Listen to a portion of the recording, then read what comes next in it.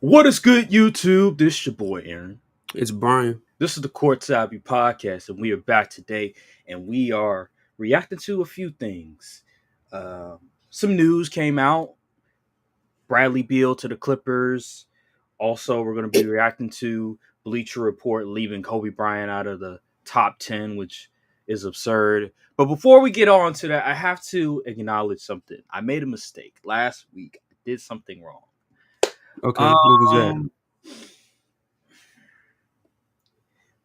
the first wrong I did. All right, and this was a big wrong. Bleacher Report also did this as well. I left Hakeem Olajuwon out of my top 10. Mm, So mm. here's the deal. Here's the deal. I made a mistake with my list. I was too, how could I say it, enamored with Wilt Chamberlain's numbers, his dominance, and didn't take into account some of the things that I said in terms of my criteria, level of difficulty. In his era, the big men, specifically the center position, had such a significant advantage that if you were 7 feet tall, somewhat athletic, you were going to score a good amount of points. Now, obviously, Wilt Chamberlain, compared to the rest, he was an anomaly. He was an alien. Nobody averaged 50 points per game in his era in this era right now. So I understand that, but I have to acknowledge the fact that I was wrong and I made a mistake. And if I had a do over, I would actually have Akeem in my top 10, not Wilt Chamberlain, just for the simple fact that the level of difficulty, considering Hakeem played in an era, in a decade, the 90s, which was the best decade for the center position, had David Robinson, had Patrick Ewing, it had Hakeem, Shaq, and Alonzo Mourning as well. And then you add in Dikembe Mutombo. You had all these good centers. You had all these great centers that I failed. And also there was also Rick Smith. There was also Big Country. If you really want to go down that rabbit hole, if you're really a diehard NBA historian itself, there were so many good bigs, so many good centers in the 90s that I failed to acknowledge. And then also the simple fact that Hakeem Olajuwon, when he came into the league, he was great day one. He was already a really good big. So I should have acknowledged that. I should have pointed that out and had that be the reason why Hakeem be in my top 10 and not Will Chamberlain. So in future time, next time we do the list, I'm gonna have Hakeem on my list. And then number two, I was wrong about having Tim Duncan at 6. I should have had him at 5. Just Okay. from a consistency basis in terms of my criteria, I think as great as Magic Johnson is or was, excuse me, I do believe since he only had an 8-year run in terms of his prime, I do think that I should penalize him for that, and he should be at 6 and not at 5. So if I had a do over, I would have Duncan at 5, and then I would have Magic at 6. I do think that overall, even though Magic's prime was cut short because of obviously HIV and stuff, I do think he was so dominant in that run, and his value cements him in that 6 spot over Shaq, in my opinion.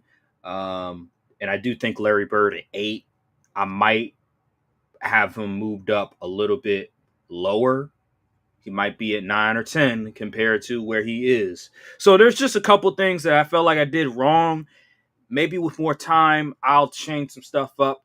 But I just want to acknowledge that I was wrong about Akeem. I was wrong about Tim Duncan in his spot. I'll do better next time, and we'll move on. Hey man, players mess up sometimes. Right, right. It's okay, man. Not everybody is considers how great Hakeem was at the time because he was in the Jordan era, so it's quite kind of easy to overshadow. Right, right. And also you had you just thinking about Shaquille, you have all these bigs and stuff, and Hakeem seems to get looked over a lot in NBA Yeah, history because because of Shaq, like you said, Shaq was there. David Robinson, Karl Malone, all those guys. So yeah, Yeah, so I think we need to put respect on Hakeem's name. He deserves to be in the top 10. And with that being said, I want to talk about this Bleacher Report article. oh, The top 100. First of all, out of the way, even looking past Kobe, there was some other things from that top 100 list that was egregious. Let me share my screen. I don't even care about their criteria because their criteria is all over the place. But first of all, I'm not mad with their top 20. It's just Hakeem and Kobe is where I'm drawing the line a little bit. But even when we go to the beginning, like Klay Thompson at 98, like I don't understand that. I don't understand that. that's a little low for the second best shooter ever. And then we go Jason Tatum only 93. It's like what? Yeah, Jason Tatum that's at only 93? And Chauncey Billups is over Jason Tatum. I don't huh? understand that logic. Yeah, Chauncey Billups is ahead of Jason Tatum and Klay Thompson. I don't understand the logic. They're focusing in on longevity, but Jason Tatum at this point of his career Peak has for peak, it's not even close. he's already surpassed Chauncey Billups. He has, I think, 5 first-team All NBAs, and he has a championship. He's already surpassed anything that Chauncey Billups did. And Klay Thompson, I will put Klay Thompson over Chauncey Billups too, for the simple fact he has 4 rings. He's made the All Star team 5 times, and he was Two a times All NBA. yeah, 2 times, and then one of the greatest shooters we ever seen, and he was a good defender. He was a really good two-way player. So I don't understand that at all, and I think like Draymond's ahead of Jason Tatum, which I guess, but like Alonzo Mourning, like no. But anywho, it was just some things that made absolutely no sense to me, like Jimmy Butler being ahead of Jason Tatum. I What? don't. Yeah, Jimmy Butler's ahead of Jason Tatum. But anywho, let's get to and then Akeem Olajuwon at 12. I very much disagree with that one.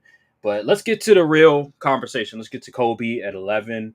Um, just look at these accolades, man. Like 5-time champion, MVP, 2 times Finals MVP, 18-time All Star, 15-time All NBA, 12-time All Defensive Team, 2-time scoring champion. Like, what are we talking about? I like Curry. Curry's amazing. But his accolades are not better than Kobe. Look at this. So, yes, Curry has 4 championships. Curry has one more MVP than Kobe. But he only has one Finals MVP. Kobe has 2. 11-time All Star to Kobe's 18. And even if you take away some of those years where he wasn't in his prime anymore after the Achilles injury, I think he still has more All Star teams than Curry. All NBAs. Kobe has 15, Curry has 11. 2-time scoring champion. They're tied for that. And guess what? Context matters. Kobe played in the dead ball era, meaning the pacing was a lot lower than what it is now. And then the spacing wasn't what it is now.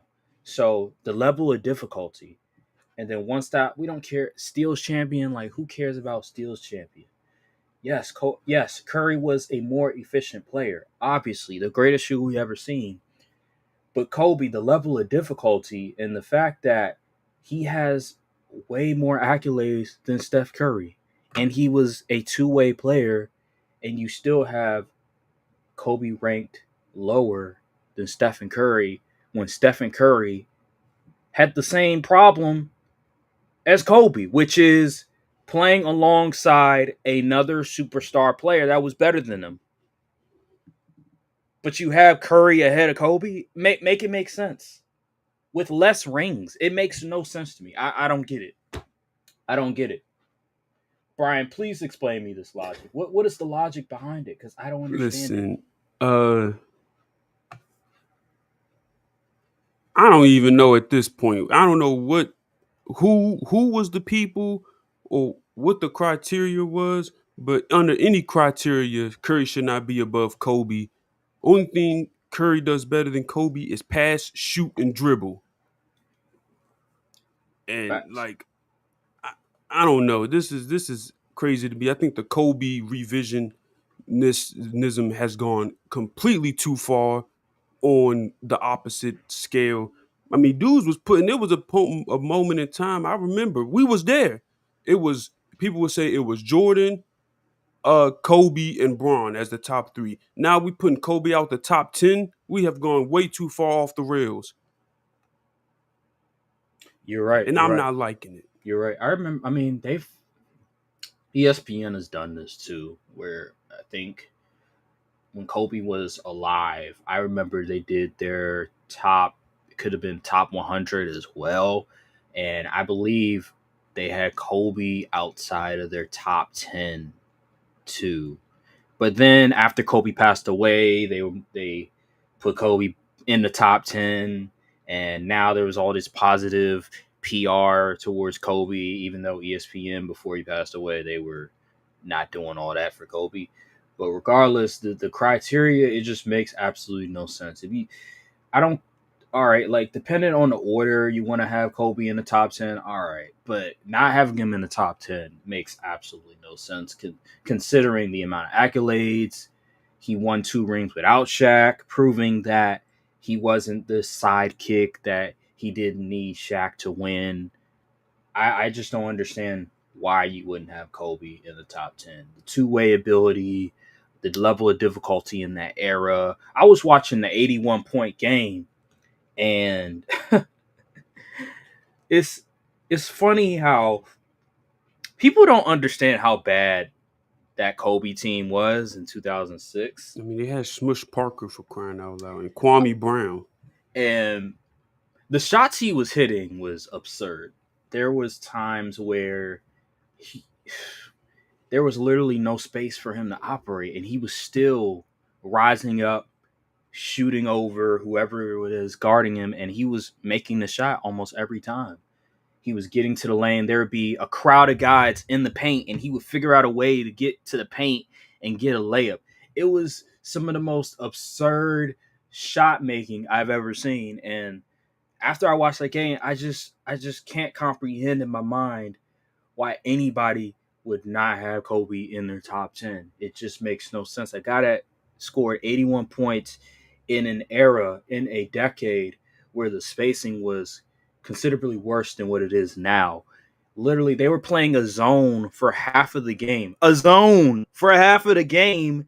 And then afterwards, even still, they were blocking Kobe's driving lanes to get to the middle. They would have another defender making sure that he can't get to the middle. And then they would have Chris Bosh protecting the paint, making sure that he can't get to the paint. And he was still able to score 81 points. So I don't get it. I don't get how anybody could logically put Kobe outside of the top 10. Just watch the 81 point game. There's no way he should have been able to score 81 points. like seriously.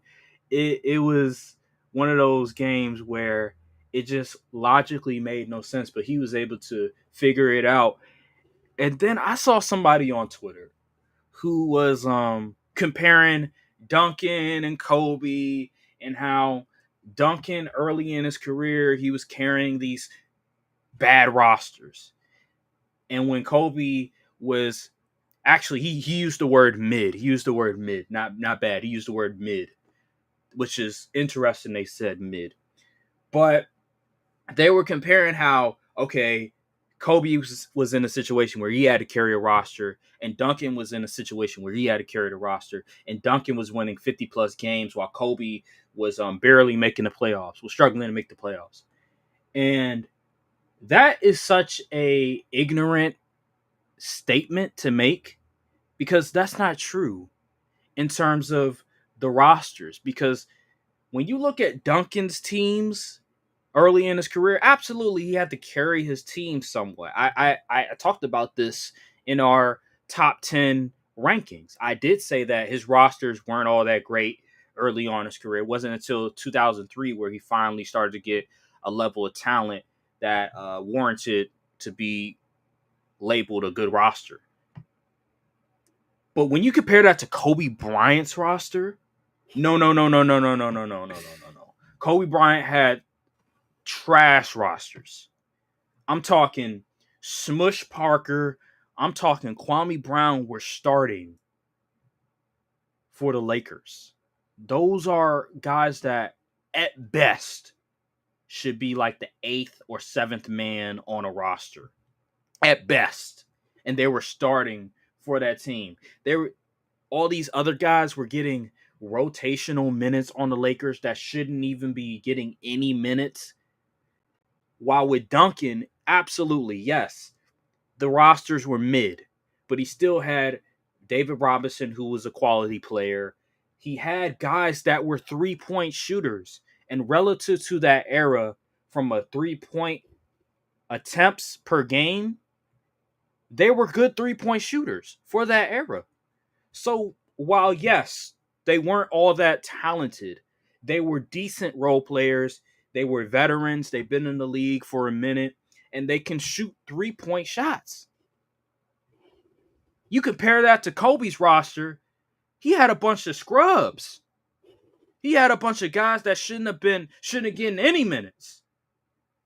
So there's no comparison. The fact he was able to get that team to the playoffs, oh my god, how? Like how? It made no sense.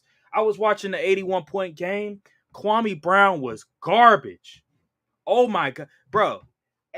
Back to back times he would get called for 3 seconds in the painted area, and then when they throw the ball to him in the post, it was a dud. He had so much trouble figuring out how to score in the post. He couldn't do it.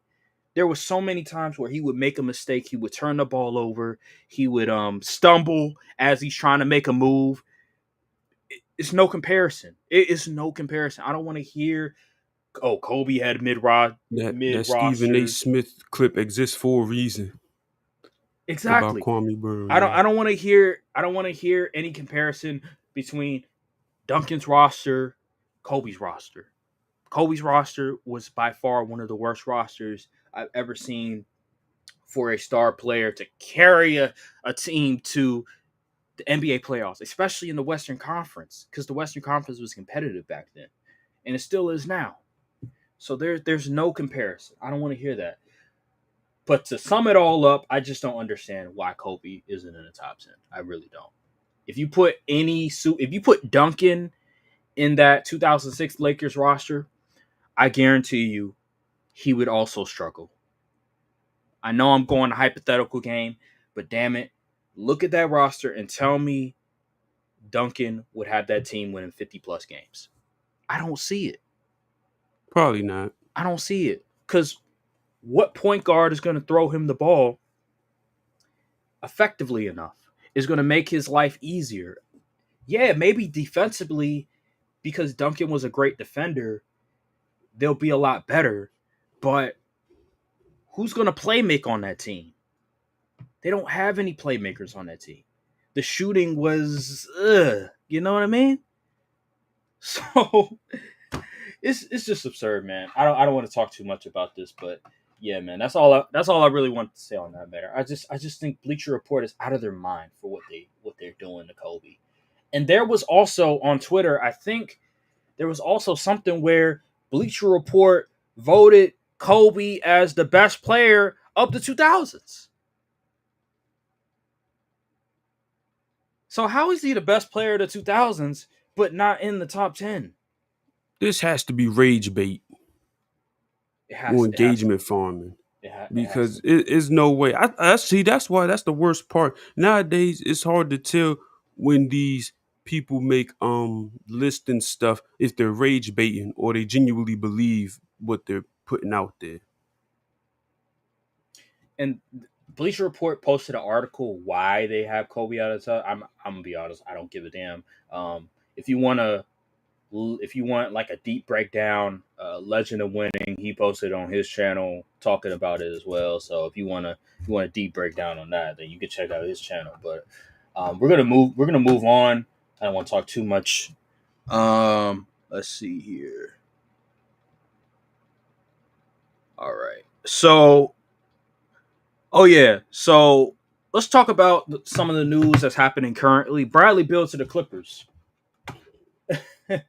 your boy. What you call him? What you call him? Bradley Steele. Bradley Steele. Bradley Steele. All right. So the Clippers. So Bradley Beal, him, and the Suns were able to come to an agreement on a buyout, and he signed to the Clippers immediately. I don't understand the logic of that. I guess it's because He wants to James play. Harden. He likes L.A. Yeah, man. Yeah, L.A. and also James Harden. He's a much better facilitator than Devin Booker ever dreamed he could be. So maybe that's why he said, "Hey, you know what? Let me go to the Clippers, L.A." James Harden is a great facilitator, even at his age. They'll help me with my game. Tyronn Lue is a great coach. Well, a good coach. I'll just say he's a good coach. I don't know about great anymore. But with the addition of Bradley Beal, here is the depth chart for the Clippers. They have James Harden at 1 at the PG spot. They have Bradley Beal at the shooting guard spot, Kawhi Leonard at the small forward, John Collins at power forward, and Zubac at the center. Looked great on paper. Looks really good on paper. Until you realize that this team is a bunch of unks. They're signing an Avengers level team of 30-plus-year-olds. So, what is your thought on Bradley Beal going to the Clippers? Bradley Beal. Me personally, I don't believe Bradley Beal is a winning player no matter how much money you give him. How low, how high, I don't think he's a winning player. I don't see a team having Bradley Beal in their starting lineup going to an NBA Finals. I just don't see it. He just folds under pressure. He has bad demeanor and attitude at times. He doesn't play no defense. And you already got James Harden in the lineup, so your best defense is coming from 30-plus-year-old Kawhi Leonard, who has injury troubles. Listen, I like if they would have found honestly, if you was going to sign Brad, you could have just kept Norman Powell for all that. At least Norman Powell was very efficient last year, man. Shot nearly 50% from the field. And Think I don't know, man. I'm not a. This ain't even me. My Wizards scorning coming out. I just don't like Bradley Beal as a player. I don't really think he'll put up the most impactless 20 points per game you'll ever see. And it's just like what does he do really better than a CJ McCollum? oh, Not much, I'll tell you that much. wow. So I just don't. I mean, cool. I guess you get I guess that's your Norm Powell replacement. Probably is probably a little cheaper. I don't know how much this that he signed He's for. probably a lot cheaper, actually. He's cheaper than Norman Powell, which is a bonus. But I don't know. I just feel like the Clippers are missing something. They're missing something. Still, I like the John Collins acquisition. I think John Collins is a pretty solid player. You see the thing they said they allegedly traded him because he was helping the Jazz win too many games. I did see that. Yep, I did. And if that's the case, hey, you got a anti-tank guy on your team. So good. I like the James Harden, Kawhi, John Collins. It's just Bradley Beal. It's just like ugh. You don't think he's gonna buy in to what they're doing? He's a shooter. He's not gonna be required to I would be a have to believe playmaker. that Bradley Beal actually cares about winning in order for them to believe he would buy in. Okay. Well, I he's think he's making at the stage 5 million in a his year. career. He's just probably like, eh, He's making 5 million a year, so that's significantly less dang. than what Norman Powell would be making for that team. So they're saving a lot on Yeah, that yeah, yeah. front. So I think this is a good deal for the Clippers. Um, how much does this raise their ceiling? I don't think it raises it too much because again, these are 30-plus-year-old guys that you're gonna have to rely on. And you can't trust Kawhi Leonard's health. James Harden in the playoffs has always dropped a lot in the playoffs. He's always choked in the playoffs. And then Bradley Beal, we saw what he did with the Phoenix Suns. Wasn't all that great. wasn't all that great alongside Devin Booker and Kevin Durant. I do think the him alongside James Harden will help him tremendously. Well, not tremendously, but it will help him a little bit with his game, considering James Harden's more of a facilitator, a more of a true point guard compared to Devin Booker. But at his stage of his career, alongside another guy in Kawhi Leonard and then James Harden, who are also 35 years old, it's hard for me to believe that this team isn't more than a four seed, in my opinion. They can get home court advantage, but and they could probably win a playoff series, but I don't see them really going farther than that because of their age, health, and a lot of these dudes are out of their prime.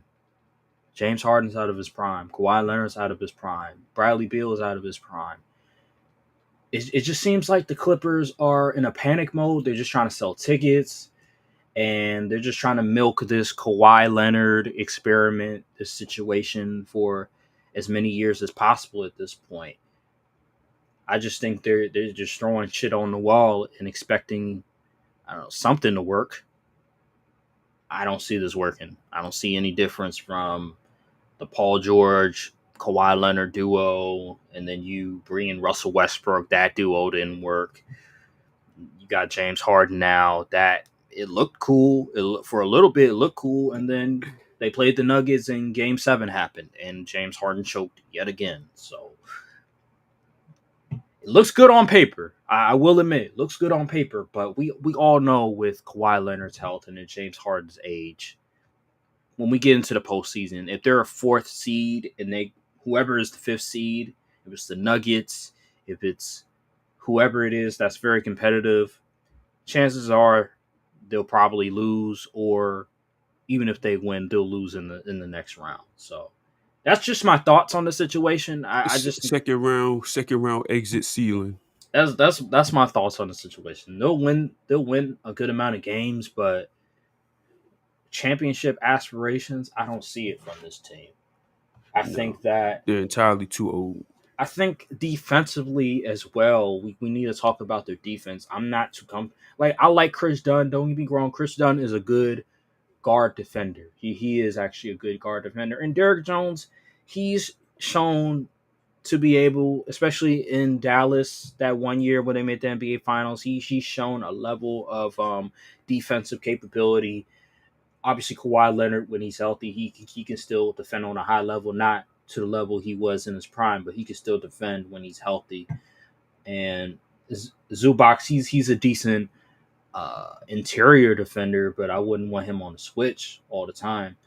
They're not the greatest defensively. I'm not too comfortable with their defense. I think they'll be probably middle of the pack. I don't think they're going to be horrible, but I don't think they're going to be locking people down on a consistent basis.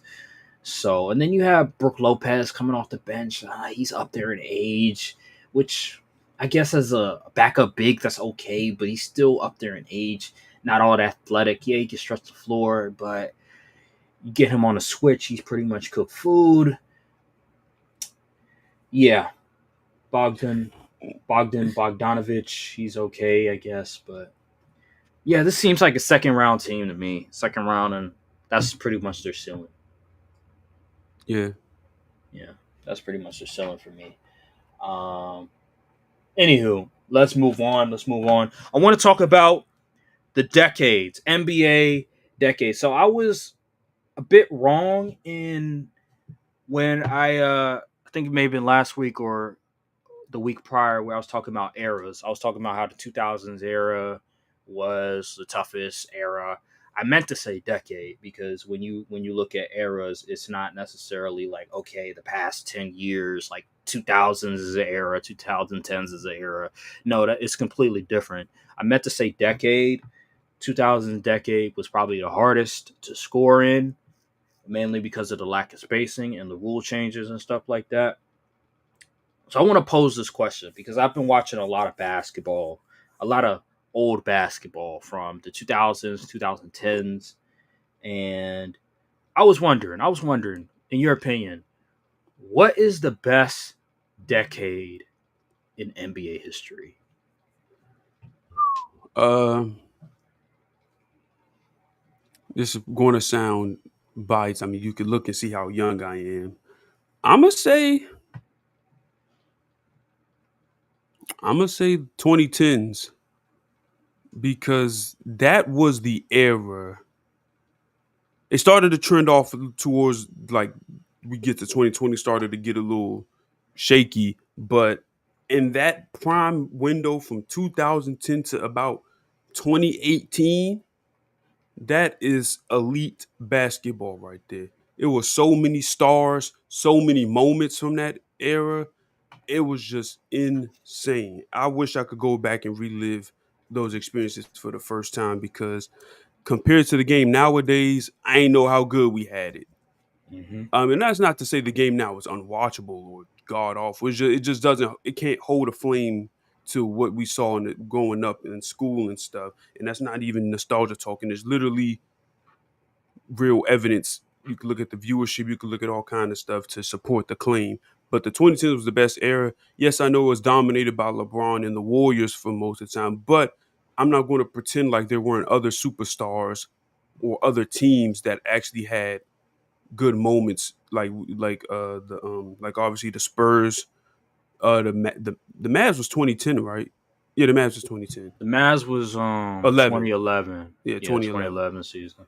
So yeah, like it was some teams had the time to shine. Like even in between, like those Rockets and Warriors series was always a dogfight, even with injuries, even with people expecting the Warriors to win.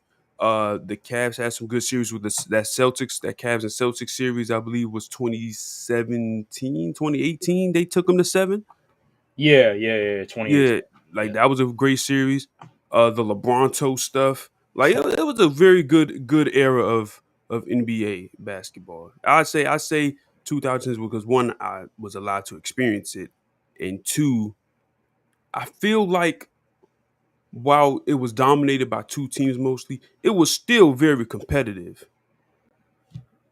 Okay. I think I know here. people say the weak East and all of that, which is, I mean, you could argue that, but like outside of like if you want to bring up the 90s, I mean, who was really standing up to Jordan in them in the East? Nobody. I think the thing is with each era, the only two eras that I remember where almost every year is a different champion was the 70s and now. 70s and the 2020s we're in right now. Every year is like a different champion. There's no back to back winner. It wasn't until I think it was the 80s where we started to see back to back champions, and even then, almost every year it was either Lakers or it was the Celtics. So and then you sprinkle in like one year it's the 76ers and one year it's the Pistons, but for the most part it was Lakers and Celtics, and then it was the same thing in the 90s where it was the Bulls, and then maybe 2 years it was The the Rockets, Rockets. and then one year it was the Pistons. You sprinkle in a couple of teams, but most of the time it was dominated by one team, and then you go 2000s Lakers, Spurs, and then you sprinkle in a Miami Heat, you And sprinkle the in a Detroit Celtics Pistons, and yeah, you sprinkle in a Celtics, but for the most part it was dominated by two teams. And then in the 2010s you have most of the time it was the Warriors, and then you sprinkle yeah. You had in the Heat, the Warriors, and the Cavs. yeah, you sprinkle in Had them, that one year. but anywho, like I mentioned, a lot of times in NBA history is always dominated by like one or Yeah. two teams. Basketball is a very dynasty heavy sport. Dynasty driven, yeah. But I was going back and forth with this because I was thinking in terms of just style of play, because the 2010s and the 2000s is a weird decade because a lot of things changed throughout that decade. How the game looked in 2000 compared to how the game looked in 2009 was damn near completely different. And then when you look at 2010 to 2019, the game was beginning to shift where I say the 2018 when the Rockets had that 3-point palooza. yeah, the pace and space, right? The pace and space where um the big men was starting to stretch the floor a lot more. Point guards were becoming more scoring first caliber guards instead of their pass first. It was more so about positionless basketball than ever before. The pacing was going uh, up by a lot. I'm looking at the pacing right now. When you go past, I think it was 2015, the pacing just jumps to an enormous level. You get in the 96, 97 to 120 in 2019, and then 2020 you have 100 in pacing, and then obviously from then on it's like 98, 99, 98. It's ridiculous. The pacing has gone to an astronomical level, and part of that is because I think it has to do with the shot clock. Remember, they after you miss, I think it's after a team misses a shot or whatever, or It resets to 16 or something? it Yeah. resets to 14 Oh, 14. Okay. instead of 24. So that help speed up the pace a lot, and I believe that's why the pacing went a lot higher than what it previously was. So here's my thing. I think I'm gonna go with the 2000s. Mm. I understand your point. You make a great point because when I watch 2000s, when I watch 2010s, I will say that the first half of the 2010s, I'll admit I enjoyed more because of the pacing and because of the fact that they were able to stretch the floor. It's a lot more shooting. It's a lot better shooting. But when I watch the 2010s, I think from a competitive standpoint, although the Lakers were winning every year, and well, not every year, but they were winning very consistently, and the Spurs were winning very consistently. Outside of the first three championships for the Lakers, all the other years were very competitive to where every team had a chance. They had a chance of winning a championship. It wasn't just one team that was overwhelmingly better. Outside of that one year with the Spurs in '07. Matter of fact, even that year, I think it was very hard for the Spurs to get out of the Western Conference. So overall, I think the 2000s, outside of the Laker three-peat, was very competitive. From a play style standpoint, I can understand where you coming from because I enjoy the 2010s a little bit more from a play styling standpoint. But once we get past 2006, in my opinion, I think the 2010s is amazing when it comes to play style. I was watching LeBron James against the Magic in 2009, and I really enjoyed some of the games. I really enjoyed the pacing. I really enjoyed how they were getting the big men involved. And that's another thing I want to point out about the 2010s that I didn't like was the fact that the center position and even to a certain extent the power forward position were getting faded out, and it was more of a guard wing heavy league to that point. You still had your I Kevin agree. Loves. Anthony Davis didn't come to his own until later on in the 2010s. Kevin As well Garnett as was, Giannis. yeah, Giannis as well. It took him some time to really start developing. Karl Anthony Towns didn't start to become a really good player until maybe year 3 or 4. So for majority of the 2010s, the big men position, the center and the power forward, were really fading out until towards the end and towards the later half of the 2010s. While in the 2000s, the center position it was really primarily dominated by Shaq and Dwight Howard, but the power forward position was pretty much taking up the slack of the center position. You Tim had Duncan, Kevin Garnett. Pau Gasol, Yeah. Chris Bosh, Amari Hmm. Stoudemire, Kevin Garnett, all these dudes, Dirk Nowitzki. Yeah. These were guys that were absolutely amazing for their era. We talk about the center position in the '90s, in the 2000s. That was what the power forward position was, and the amount of depth that it had during that era. So I personally like the 2000s because they prioritize more shooting, but the big man, specifically the power forward position, Obsolete. faded out. Yeah. Wasn't faded out at all. And it didn't feel like every team needed a point guard to be a great shooter. It feels like every team in the NBA, you have to be this type of player in order to get minutes. While back in the day, you didn't need to shoot like Stephen Curry. You didn't need to shoot like Steve Nash in order to be a good player. You can be a Rajon Rondo. You can be a Jason Kidd.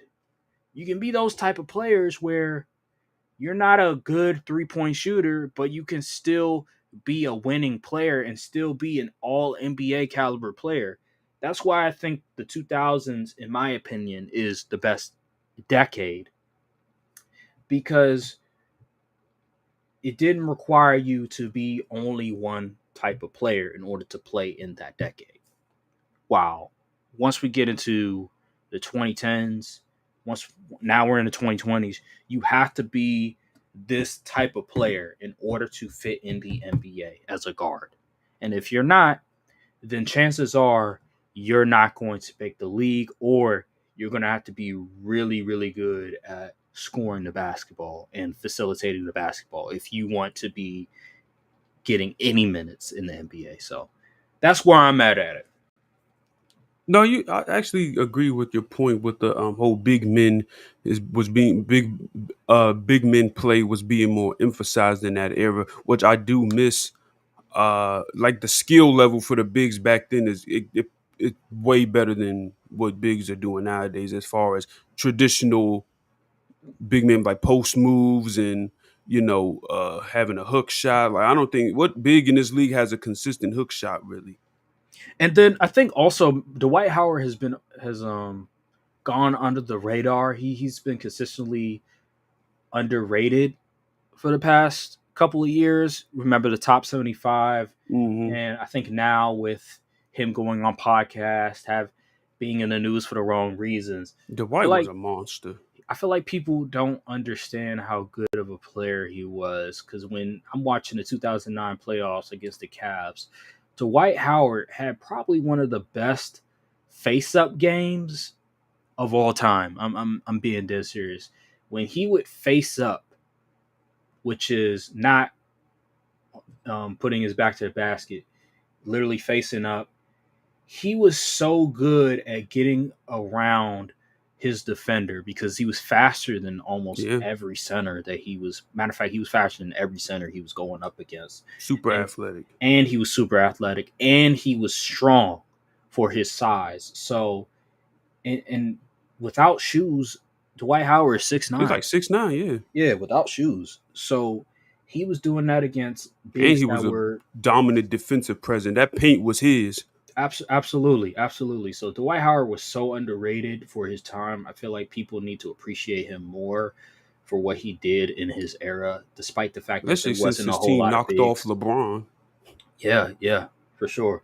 Um, but I just think he's been underrated. I understand there wasn't a whole lot of great centers back then, but he was still a dominant player at that time, and there were certain rules that restricted him, and he was still able to dominate on both ends of the floor.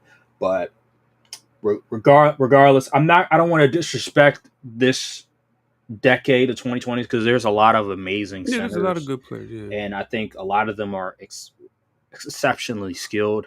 I just think from a traditional standpoint, putting your back to the basket, having an array of moves. I do believe that the 90s, those guys were exceptional in that area. While in this era, well, not era, well, technically it is era. Yeah, this decade, they're a lot more guard like in their in the way that they play, like a Wemby, Anthony Davis, Karl Anthony Towns, these type of guys, a Jokic. Even though Jokic, I do think he's more traditional than let's say those other players, but they're more guard like than traditional style of centers. Joel Embiid, while back then they're more post up heavy, mid range area. But yeah, man, I I just think like 2000s from an a lot. individual skill level, this is like we're at a really good place.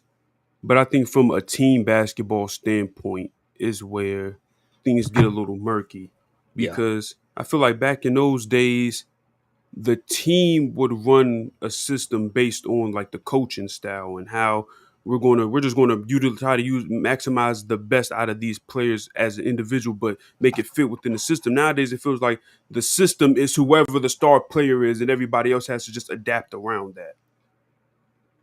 right. Like when we acquired Luca. from the Mavericks, we had to change our entire system to fit Luca, and everybody else has to adapt with him. It's Yep. not a thing where here's our system and whoever Mm-hmm. is in the system is going to have to abide by the system, like the triangle offense, Yep. for example, or the Spurs, Mm-hmm. whatever their offense was.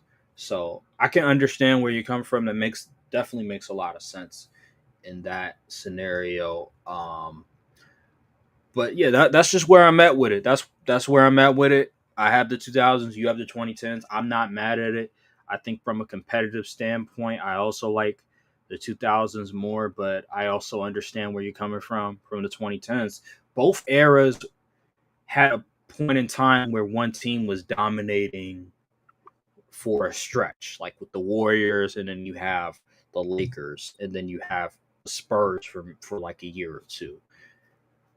I just think with the 2000s, it was a lot more competitive in my opinion because you had LeBron and Miami Heat, and then you had the Warriors dynasty. But we can agree to disagree. I'm not mad at that.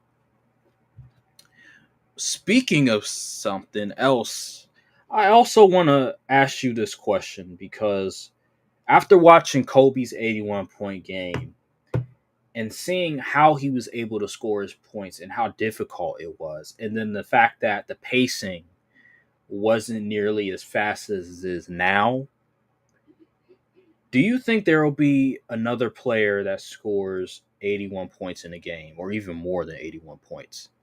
Is there a Absolutely player? not. Really? I don't Really? believe there will be a player that gets even close to 100 and they I don't think anyone gets to 81 or over 81. It's Why you just think that?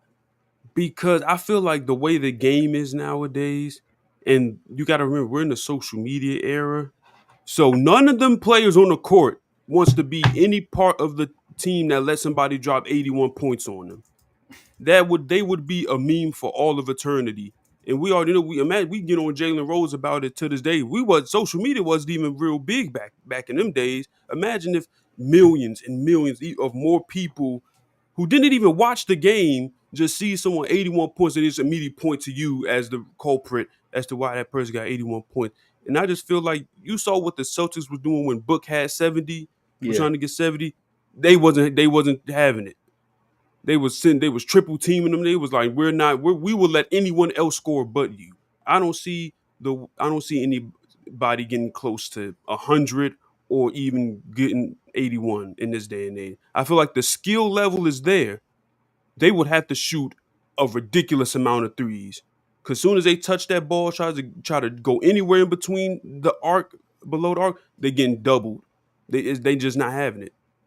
I think somebody can score 81 points or more in this current NBA. I think with the pacing, I think there are teams that are dumb enough that would allow a single player, to score close to 81 points, if not more.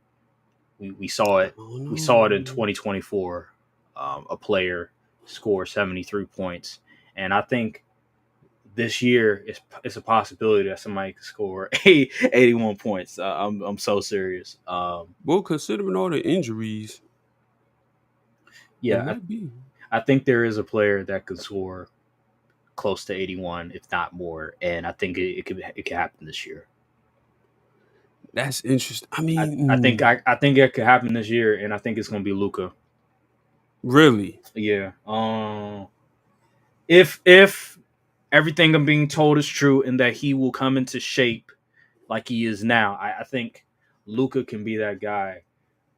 I think the roster is not great enough to where he can take any minutes off. I think that LeBron, he can be that facilitator. He can handle the facilitating responsibilities if Luka Doncic get it going from the offense, and also Austin Reeves as well. And then I think as a conditioning standpoint, with the way that Luka is looking right now, if he remains that way throughout the season, I believe he'll have the stamina, and he'll be physically uh, ready to score that many points. I mean, he didn't have the greatest. conditioning, and he scored 73 points in 2024. I think he can do something similar to that in a Laker uniform against a bad team, because the Atlanta Hawks were not a good defensive team when he scored 73 points. I think he could do something similar to that against a really bad defensive team. It's all dependent on what's around you and the defense. How bad is the defense? Because when you look at the Toronto Raptors, Kobe Bryant, they were running a lot of zone. It was very difficult for him to score 81 points, and the pacing was, I would say, higher than league average. It was around 96. In that season, I think the league average was around 90 or something like that. So with the pacing being a lot higher than what it was back in those days, and the fact that Luka already scored 73 points against a bad defensive team, I wouldn't put it past the possibility of Luka doing it again. I think if there's one player that can do it, I think Luka could do it. I don't think there's another player that can do it, because when I look at Shea, he has too great of a team that will force him to put up those many points unless there's a lot of injuries on his team. When you look at Devin Booker, I think at his age right now, I don't know if he wants to put up that many points. And I can't think of another player in the league that would go out of their way to want to score those many points outside of I Luka can. Doncic. Who? Donovan Mitchell. Donovan Mitchell? Oh, he did put up 70 points. He did. He did. But his team is so great now. Does he really want to? His team I is so feel like great. it could go against one of them bottom feeder teams in the East. Defense playing great on the Cavs side, get a lot of turnover, fast break opportunities. I mean, it's possible. It- because if you remember, he got 70 points. I think it took him overtime to get 70. I think so, actually. And you could tell he was tired, very tired, worn out. While with Luca, I don't, did he do that? I think he may have did it in regulation. He may have did it in regulation. So he put up 73. Let me make sure I'm correct on this. Let me see. He did it in regulation. He scored 73 points in regulation. Yeah, that's I, crazy. I, I don't know if Donovan Mitchell can get to 81 unless it's like an overtime. With Luca, it don't matter. He'll get to 70 and it'll be in the fourth quarter. But I think Luca can definitely do it. I believe somebody like Luca can definitely do it. He's one of the greatest scorers we've ever seen in the 2020s. So that would be my pick. That would be my pick. I mean, it's not Um, a bad pick. yeah, it's not bad. I mean, it's hard to see it in this. Like 81 is a lot.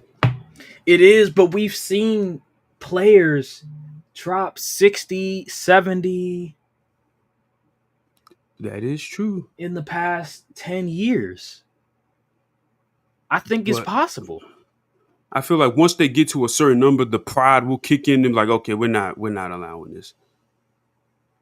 All right, all right. I mean, I've seen a guy like Luga. He be making some crazy shots, similar to Kobe. While true, I think he can do it. I just, I don't know. It's hard for you. It's hard for you to believe. Yeah. I think it can I happen. mean, if someone does it, I mean, congratulations. I mean, I watched that, but it's just hard to see. I don't think anyone. We're never seeing someone get 100 though. Really, No, I think never. somebody will get 100. No, I don't. I think somebody will get 100. It's too. The pacing is too fast. The pacing is too fast, and there's always a bad team out there. I think somebody will get 100 eventually. 100 is crazy. I think somebody will get 100. There's I always feel going to like be in a order to bad get team. 100, you have to take majority 3 pointers. I also think another thing, in order for a score, somebody to get to 100 or get to 80, it has to be somebody that is elite at drawing fouls and getting to the free throw line, can get red hot from three, is a three level scorer, which is he's a good mid range scorer, good 3 point scorer, and can get to the painted area at will. So I believe Luca is that type of player that can score from any part of the court, can get red hot from three, and can draw fouls at an elite level. So whoever that other scorer is around the league or in the future, I believe they have to have that capability, that level of talent, if they want to reach that level of scoring in one game. Because with Kobe, he that's what he did. He got to the free throw line a lot. He got red hot from three, and he was amazing at the mid range and to get into the paint. So if somebody can do those things, then they can definitely get to 80 points. They can definitely get to 100 points. They're gonna have to get to the free throw line a lot, and they're gonna have to be red hot from three. Trey Johnson, 81 points. Book it. All right, man. Whatever. Anywho, Trey Johnson a bucket. I think that'll do it for this episode of the Courtside View podcast. Thank you guys for watching. Make sure to like, subscribe, comment down below, hit the notification bell, follow the socials, and we'll see you guys next week on the next episode of the Courtside View podcast. Thank you guys for watching. Peace. Salute. All right.